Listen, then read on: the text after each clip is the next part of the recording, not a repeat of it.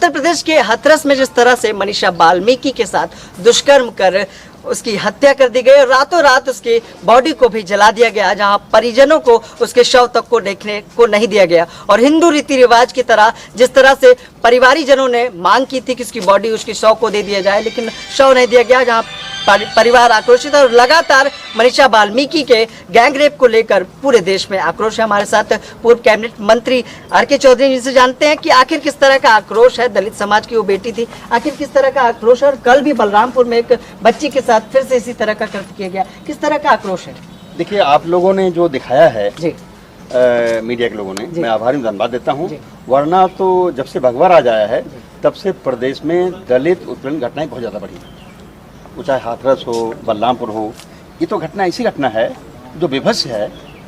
पहले भी घटनाएं हुई थी, लेकिन कास्ट के आधार पर इस देश में मीडिया के लोगों ने हाईलाइट किया, प्रदेश बंद हो गया। लेकिन चूंकि ये दलित लड़की थी, इसलिए कुछ दिखाया कुछ नहीं दिखाया। और जहाँ तक उत्तर प्रदेश के पुलिस की बात है, बड़ा घटिया रोल रहा उसका।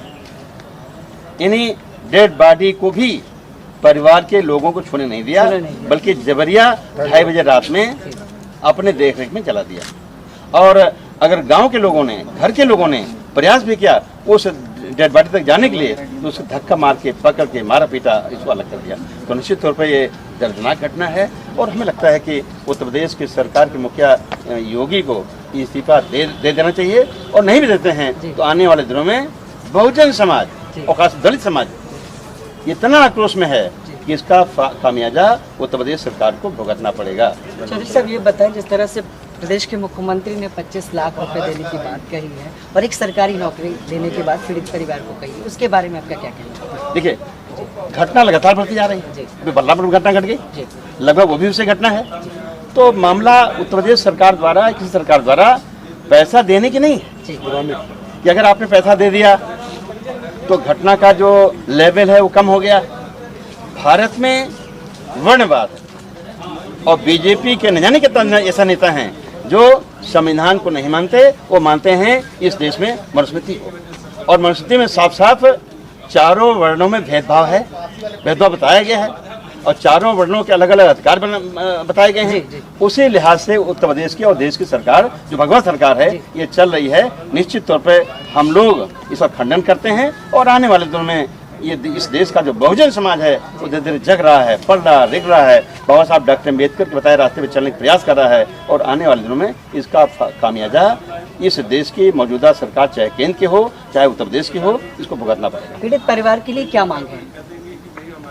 अब जिस तरह की घटना है, मुझे लगता है पूरा देश तो लामबंद हो रहा है, पूरा देश तो लामबंद हो रहा है। इस पे न्याय मिलना चाहिए और सजाए मौत इससे कम नहीं। अब अगर हमारी जांच एजेंसी ठीक से काम करेंगी और कोर्ट तक ले जाएंगी तो निश्चित रूप से सजा होगी। लेकिन जैसे सीबीआई करती है, सीबीआई तो केंद्र सरकार की सराह पे ही काम करती है। अब तक इस देश में बड़े बड़े कांड हुए और लंबा टाइम लग गया उसको इन्वेस्टिगेट करने में। इस समय भी इसे चल रहा है सुशांत सिंह रोज सब छोड़ के, उससे कम बड़ी घटना नहीं है बिल्कुल। लेकिन ये मीडिया वाले उसमें नहीं दिखाते, ये सरकार उस पर ध्यान नहीं दे रही है। तो हमारी मांग तो है कि जांच एजेंसीज इसको सही से तफ्तीश करें, चार्जशीट लगाएं, इसको सजाए मौत हो। ठीक है।